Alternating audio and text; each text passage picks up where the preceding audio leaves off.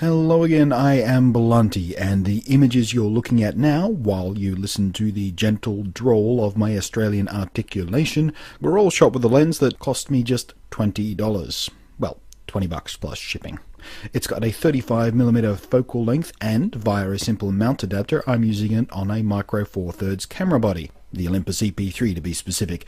And thanks to the 2x crop factor on Micro Four Thirds cameras, that means I'm shooting at an equivalent focal length of 70mm with a big wide f1.7 aperture.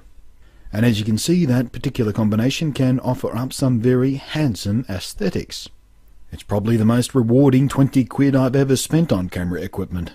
And this is what it looks like. It's branded Fujian, or Fujian, I don't know how to pronounce it properly. It's a little C-mount lens, which is a legacy cinema lens mount that was once quite at home on 16mm film movie cameras, and these days can be found on some security cameras and industrial equipment. And thanks to the handy-dandy fact that the sensor on Micro Four Thirds cameras is very close to a frame of 16mm movie film, lenses like this are very easy to use on and work very well with them. The ease of which a whole bunch of different lenses can be used on Micro Four Thirds cameras is in fact one of my favourite things about the system.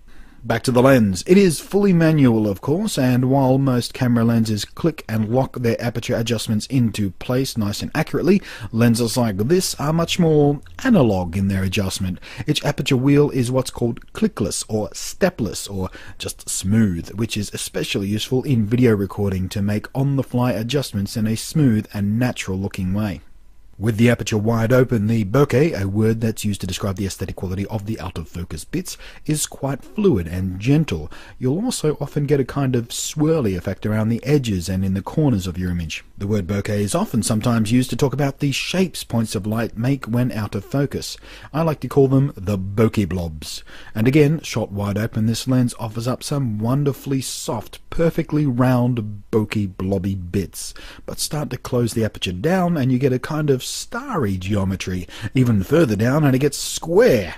A quirky little bugger. As is the case with most lenses of this type, you shouldn't be expecting razor-sharp focus or super punchy magazine-style images, and indeed the very reason shooters with experimental attitudes like these things so much is because of their almost dreamy, creamy, and decidedly analog old-school look.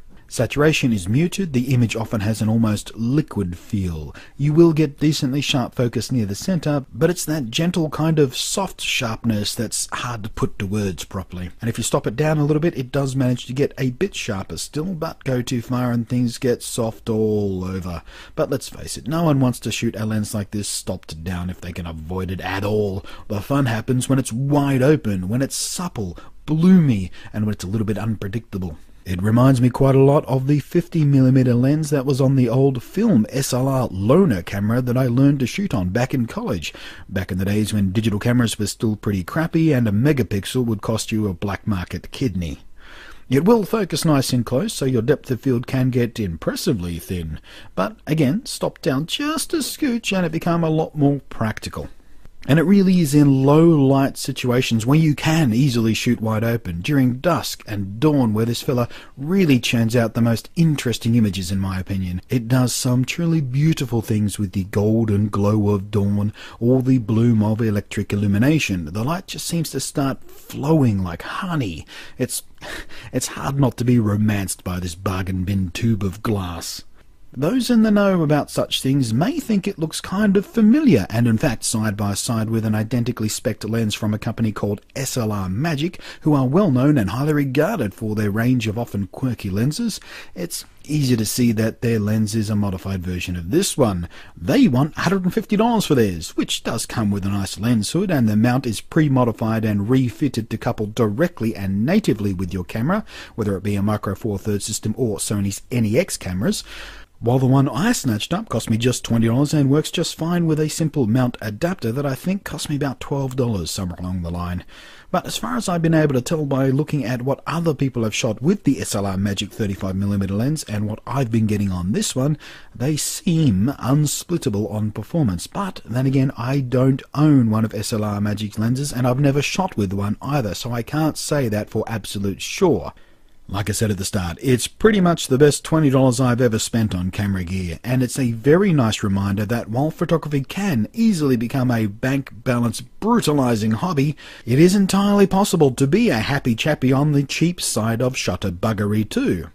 And inexpensive gear doesn't by any means translate to crappy results. So thank you very much for watching. I hope it was useful, or interesting, or educational, or just kind of neat. I'm Blunty, and I'll catch you next time.